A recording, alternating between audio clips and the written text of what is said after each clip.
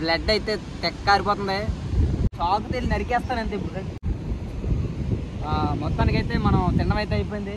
మీకు ఒకటి చూపిస్తాను రండి. చాకు తెలి నరికేస్తాను అంతే. ఇప్పుడు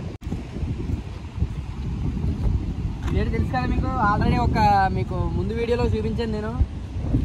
ఇది ఒకవేళ చూడకపోతే ఆ వీడియోలో అయితే చూడండి. దీన్ని చాలామంది అయితే బ్రహ్మజముడు అంటున్నారు, లేకపోతే నాగజముడు అంటున్నారు. నాకు ఏ జముడో నాకు తెలీదు, కానీ మీకు మళ్ళీ ఆ కాయ చూపిస్తాను.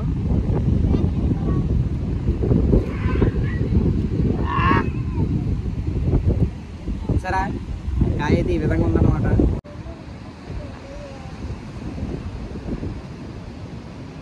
ఇప్పుడు నాకే పడుతున్నాను చూడండి.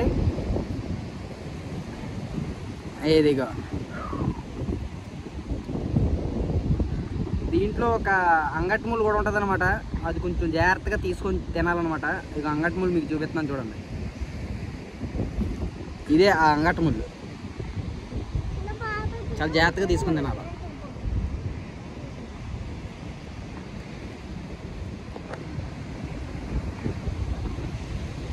చూసారు ఎంత రెడ్గా ఉందో.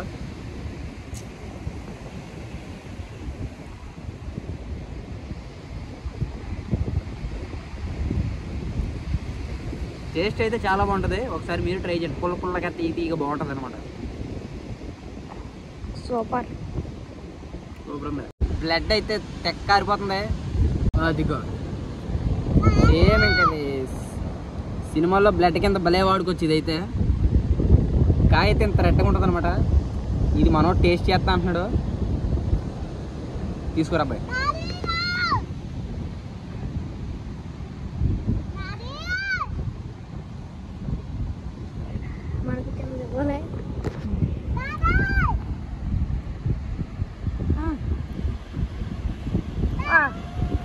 తీయగా పుల్ల పుల్లగా ఉంటుంది.